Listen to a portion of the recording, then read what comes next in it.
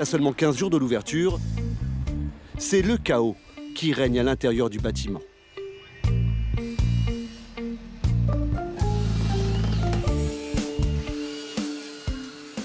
Donc là, on monte au 7e. Oui, voir les juniors suites. Les juniors suites, on a bien avancé sur la pose du marbre dans les salles de bain. Donc là, on est dans les temps. On a un planning très serré sur les 2 semaines, mais on va mettre des équipes de nuit même pour terminer, pour tout ce qui est pose de papier peint, peinture, etc. Alessandro Cresta dirige le Martinez depuis 2 ans. Accompagné de Samuel Poirot, le directeur des travaux, il vient constater l'ampleur des dégâts dans les futures suites de l'hôtel. Ah, ça, c'est joli, par contre. Voilà, le menuisier est en train de poser les derniers blocs portes. On pose les portes palières demain. Le bois extérieur a été fait. La terrasse extérieure a été refaite. Jeter un œil maintenant après. Et là, ils viennent de terminer le ponçage final du sol. Il manque juste la finition brillante. L'immeuble a été retapé de fond en comble.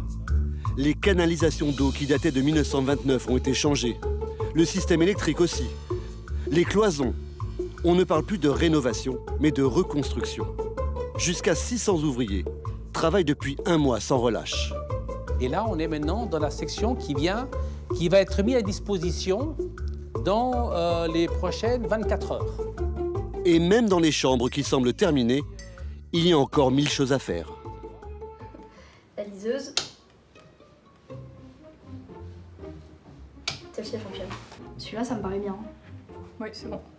C'est bon, elle a été pratique. C'est bon. Donc là, la tâche, elle y est encore. On la voit au pied de la fenêtre. Stéphanie et Laura inspectent les moindres petits défauts. Elles les notent et les prennent en photo. Vous voyez, vous avez les photos ici. Hop. Donc là, affiché. Vous voyez, on l'entoure en rouge pour bien que les entreprises qui vont venir réparer le petit dysfonctionnement voient bien où c'est pour que ce soit plus rapide pour eux. Elles passent près d'1 heure par chambre et on contrôle une quinzaine par jour. Elles prennent plus de 500 photos, soit 500 petites imperfections par jour à régler au plus vite. Il y a encore beaucoup de travail à faire. Un petit peu. Alors on croit qu'il y a beaucoup de travail à faire, mais ce sont vraiment des détails. Les clients, ils verront pas grand-chose, c'est parce que nous, on a un œil un petit peu aguerri, qu'on voit tout. Mais sinon, un client, quel qu'il soit, même vous le verrez pas. En revanche, dans le jardin, ça saute aux yeux.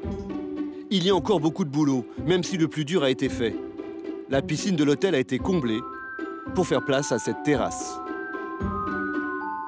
On voulait l'ouverture de l'hôtel sur la croisette et sur la mer. La raison était qu'on était un petit peu fermé. Quand on était dans la piscine, on ne voyait pas forcément la mer, on ne voyait pas forcément les palmiers, on ne voyait pas l'horizon. Et là, maintenant, on a voulu ouvrir cela.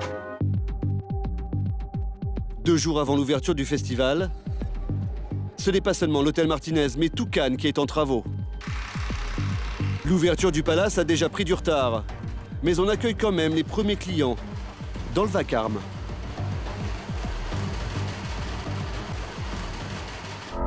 Si le jardin commence à prendre forme, dans les étages, c'est la catastrophe. L'hôtel infernal.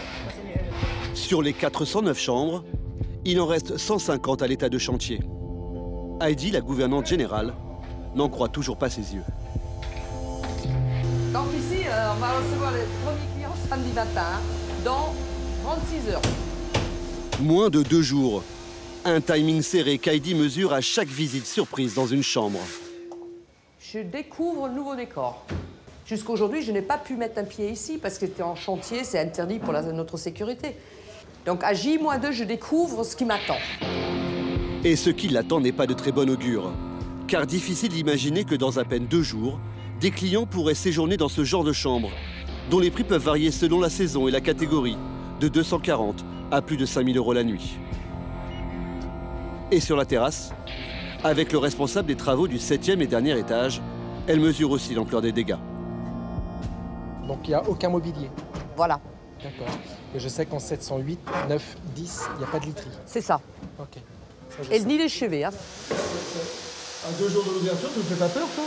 Je vois quand même que ça avance. Hein. Il y a tellement de bonhommes que... je ne sais pas combien ils sont, mais ça avance. On voit la progression à chaque heure. Donc, oui. Ben, Dieu, il ne faut pas que ça me fasse peur. Hein. Sinon... Heidi va devoir tripler le nombre de femmes de ménage sur le site. Les travaux s'enchaînent jour et nuit.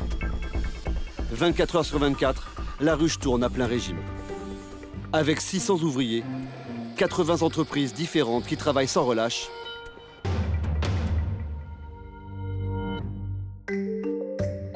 Deux jours plus tard, il semblerait qu'un petit miracle se soit produit.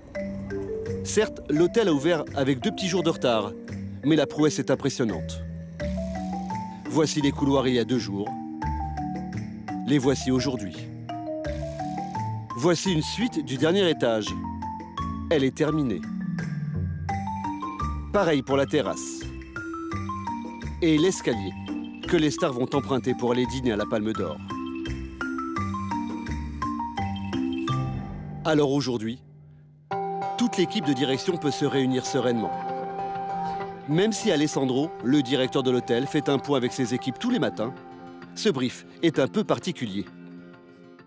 Les événements du jour. Les événements, oui. Donc on a l'état des lieux pour Dolce & Gabbana prévu à 15 h. Pour L'Oréal sur la plage, on a donc les petits déjeuners, les suites. L'hôtel attend des invités de marque. À partir de 12h30. Alors aujourd'hui on a 180 arrivées avec quelques départs, une quarantaine de départs. On a Louise Bourgoin et Alice Daglioni, Amanda Stairs, Laurent Lafitte. C'est simple, avec l'arrivée de tout ce beau monde, ils n'avaient pas d'autre choix que d'achever totalement les travaux des chambres et des restaurants de l'hôtel. Cécile de France et après beaucoup d'invités des différentes marques qui sont présentes chez nous.